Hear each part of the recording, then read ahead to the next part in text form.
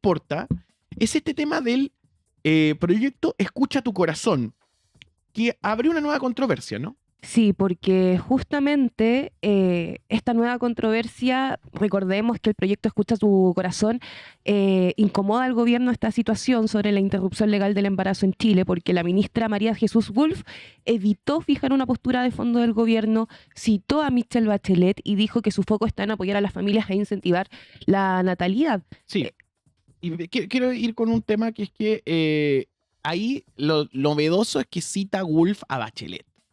Eso es como algo que genera algo de ruido. ¿Qué pasó con los diputados oficialistas que presentaron el proyecto? Lo que pasa con ellos, recordemos que este grupo de diputados oficialistas del Partido Nacional Libertario presenta este proyecto denominado Escucha su Corazón. Esta iniciativa propone incorporar la escucha de latidos del embrión o feto dentro del proceso previo a la interrupción legal del embarazo. Entonces, esta propuesta, por supuesto, instaló una controversia política, sanitaria, valórica, tanto de la oposición, de sectores feministas, como también por parte del oficialismo. Recordemos que lo que plantea esta iniciativa es que una mujer gestante podría declinar libremente el ofrecimiento de escuchar la actividad cardíaca, pero luego introduce un punto que genera fuerte debate, porque según la iniciativa, si esa actividad cardíaca se verifica y la mujer rechaza escucharla, el médico debería negarse a practicar la interrupción del embarazo. Entonces, ese elemento es nuevo en el corazón de la polémica, porque para sus críticos no se trata solo de entregar información, sino de también condicionar el acceso a una prestación legal. Digamos que es de una crueldad, volvamos a ese concepto que creo que es básico y ayer lo hablábamos con la presidenta de la ginecóloga. Brutal, brutal. La iniciativa recibió crítica inmediata desde la oposición. El cuestionamiento principal es que el proyecto podría afectar el ejercicio de un derecho reconocido en la ley chilena, pero también se advierte que podría aumentar la presión emocional sobre mujeres que ya enfrentan situaciones complejas, como riesgo vital, invalidez fetal o embarazo producto de violación. O sea, en síntesis, crueldad y maldad. Algunos voces del propio oficialismo también cuestionan la pertinencia del proyecto. La diputada Jimena Sandón dijo que apoyó el proyecto sin conocer su contenido y retiró su firma. Eso, uno primero tiene que decir, pucha, pero ¿cómo puede firmar algo si no lo lee? Pero después de conocerlo, por lo menos se arrepintió. Hay que dar ese beneficio. Eso deja al gobierno en una posición incómoda sobre su base conservadora y el costo de abrir otra polémica valórica. Algo pequeño, creo que aquí sí vale la pena meter historia, porque muy poca gente sabe que en Chile sí existió el aborto terapéutico durante casi 60 años. Fue incorporado al Código Sanitario en 1931 y fue eliminado recién en 1989, los últimos meses de la dictadura militar de Augusto Pinochet. Y las tres causales actuales recién volvieron en el año 2017, en el segundo mandato de Michelle Bachelet. Entonces, ese dato suele sorprender porque no es cierto que Chile nunca haya permitido interrupciones del embarazo. Muchas veces el debate se presenta como si Chile hubiese evitado tener exactamente esta misma legislación, y la historia muestra que no. También esta iniciativa no nace en Chile porque hay antecedentes muy parecidos. Por ejemplo, está Hungría, está Brasil, España, Castilla y León específicamente, y todos impulsados por sectores conservadores.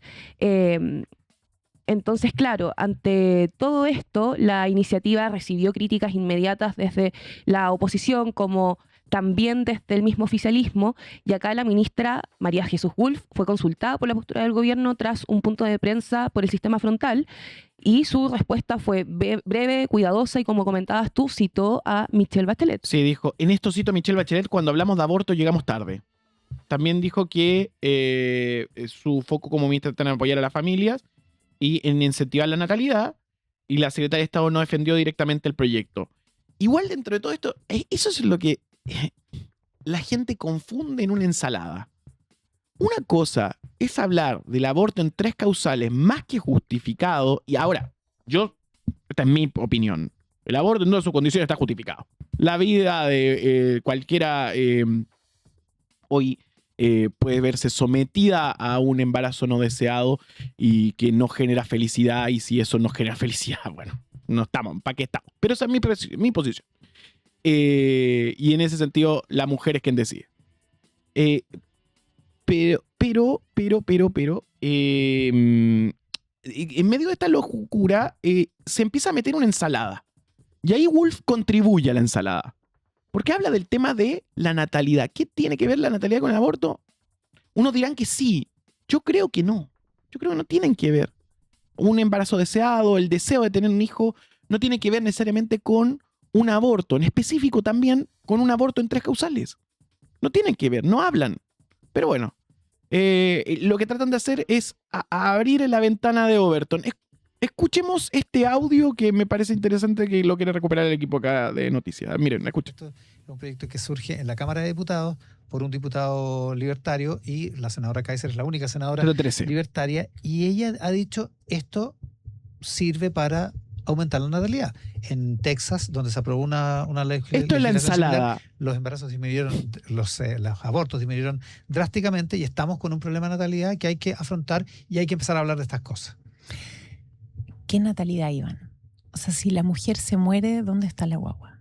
En la primera causal. En la segunda causal no va a haber guagua. Se va a morir. Mi guagua se murió a los 6 meses de embarazo. O se mueren cuando nacen o a las pocas horas. ¿De qué natalidad estamos promoviendo?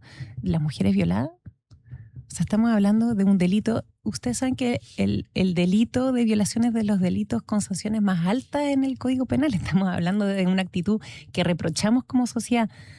¿Vamos a promover la natalidad a través de las violaciones? Es una curiosa forma de promover una política pública, yo creo. Por no decir que derechamente... Ahí hay un caso de la ensalada. Empezamos a mezclar el factor aborto como si el aborto fuera una cosa que alguien hiciera yendo a comprar al mini market más cercano a su esquina, con la situación del aborto en 3 causales. Y eso es lo peligroso, yo creo. O sea, el truco de Urruticoechea no es que estemos hablando de la ley en sí misma, sino que estemos empezando a generar estas ensaladas que me parecen peligrosas. El antecedente más directo que tenemos, el caso más parecido, como les comentaba Nico, es el de Hungría. Es el caso más parecido al proyecto chileno. En el año 2022, el gobierno de Víctor Orbán modifica la regulación del aborto para exigir que antes de acceder a la interrupción del embarazo, la mujer acreditada haber sido informada de las funciones vitales del feto. Ahí tiene la relación. Entonces, en la práctica, eso implicó escuchar los latidos cardíacos mediante ecografía. Ahí el gobierno defendió la medida como parte del consentimiento informado, exactamente uno de los argumentos que ellos están utilizando los impulsores también del proyecto chileno, pero las críticas fueron inmediatas. Organizaciones médicas, organismos de derechos humanos, Unión Europea, plantearon que el objetivo no era informar, sino más bien disuadir emocionalmente a las mujeres de abortar. España, por otra parte, no tiene una ley nacional que obligue a escuchar los latidos. Lo que sucedió fue que en el año 2023 el partido Vox propuso en Castilla y León ofrecer ecografías 4D y escuchar el latido fetal antes del aborto. La polémica también fue enorme. El propio gobierno español respondió que esta medida vulneraba por completo los derechos de las mujeres y finalmente la propuesta no terminó implementándose como obligación nacional. Es decir, en conclusión, Hungría sí se implementó, España se intentó impulsar políticamente, pero terminó frenándose.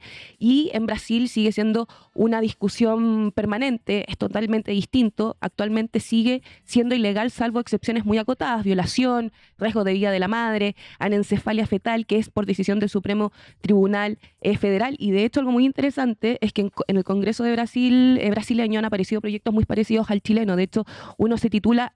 no sé cómo se dice en portugués, pero dice "escucha el corazón, no aborte". Muy parecido. Sí, son la misma línea, pero yo recomiendo que vean la entrevista que ayer le hicimos a Claudia Santiago del Colegio de Ginecólogas, una conversación con la presidenta del directorio de la Asociación de Ginecólogas de Chile, donde analizamos la propuesta desde la evidencia científica, y también lo que decía era hacer eso, incluso vas contra los intereses de estos ultraconservadores, porque mata al feto.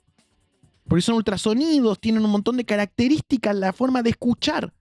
Entonces, en ciertas condiciones, lo que haces es poner en riesgo al feto. Incluso si estás interesado en esa posibilidad fantasiosa, estás haciendo algo estúpido. Entonces tenemos legisladores que hacen leyes estúpidas. Esa es la mala noticia, que no son capaces de procesar ni siquiera la solución. Urruticoechea es un estúpido.